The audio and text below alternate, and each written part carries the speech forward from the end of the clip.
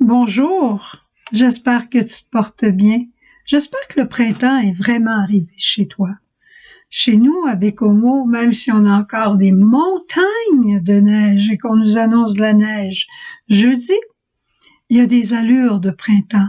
On a les oiseaux qui chantent, on a le soleil qui brille encore plus et on est heureux.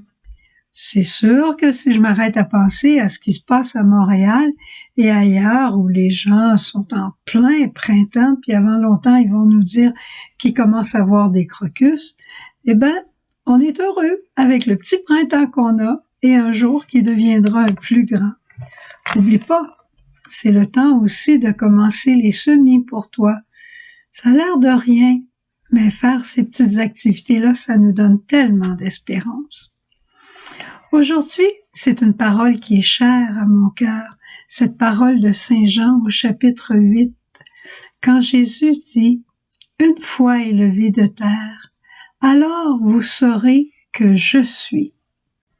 Je ne fais rien de moi-même, je dis ce que le Père m'a enseigné, et celui qui m'a envoyé ne m'a pas laissé seul, parce que je fais toujours ce qui lui plaît. » C'est beau, hein? C'est toute la relation, le cœur filial de Jésus. Mais le départ, et c'est là que j'aimerais arrêter notre message aujourd'hui, une fois élevé de terre, alors vous saurez que je suis. Je suis, ça veut dire, moi, je suis Dieu. Yahvé est mon nom. Et quand on regarde ce verset en anglais, ça dit « And you will know I am him ». Je suis lui. Je suis mon Père, au fond. C'est ça que Jésus essaye de nous dire. Une fois élevé de terre.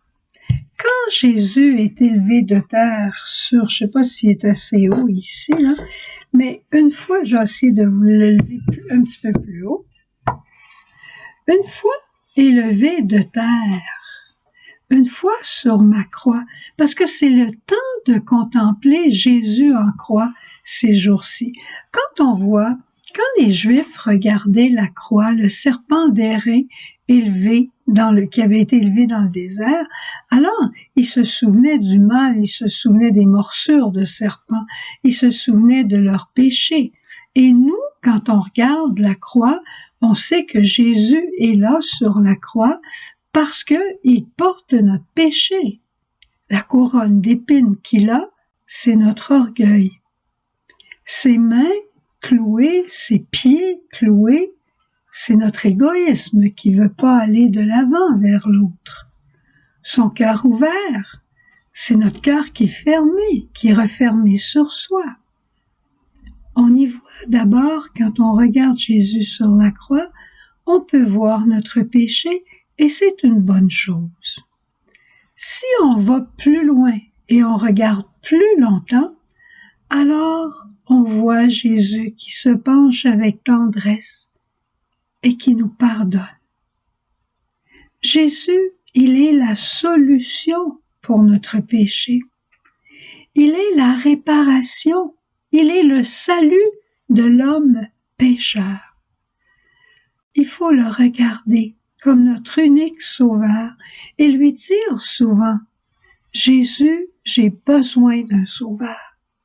Sauve-moi, je t'en prie. » Ou « Je te remercie de me sauver parce que j'en ai eu besoin et que j'en aurai encore besoin. » Si on poursuit notre contemplation, notre regard sur Jésus, tu te souviens le cardinal Tagle qui nous disait au congrès eucharistique « Contempler Jésus dans l'Eucharistie comme le centurion à la croix qui a fini par dire « Celui-ci est vraiment le Fils de Dieu ». Contempler, regardez-le longuement. À ce moment ici, c'est le temps de nous asseoir et de regarder Jésus en croix, mais pas un premier regard seulement qui nous fait voir notre péché, un deuxième regard qui nous fait voir son pardon, mais un troisième regard. Regarde Jésus dans ses yeux. C'est pas seulement de la tristesse qu'on voit, c'est pas seulement de la douleur qu'on voit dans les yeux de Jésus. On voit son grand amour. On voit comment Il a cet amour débordant avec des bras qui sont crucifiés, des bras qui s'élèvent vers le Père et qui disent « Père, je te les offre tous. Je suis venu pour faire ta volonté en leur nom, puisqu'il ne l'avait pas fait. » Et des bras qui sont étendus comme pour tous nous embrasser et nous prendre en lui. Contempler la croix pour y voir le mystère de l'amour qui y est caché, c'est aussi merveilleux. Et si tu poursuis encore un peu plus loin ta contemplation, eh ben, tu vas voir Jésus, Dieu. Tu vas voir Jésus qui te dit, oui, je suis sur la croix, oui, je vais mourir sur la croix, mais mon Père va me ressusciter dans la puissance de l'Esprit. Et toi aussi qui souffres, toi aussi qui as de la douleur, toi aussi qui portes le poids de ton humanité, toi aussi tu vas mourir, mais tu vas ressusciter et toi aussi tu vas vivre éternellement. Tu vois, c'est pas juste un regard rapide qu'il faut porter sur Jésus.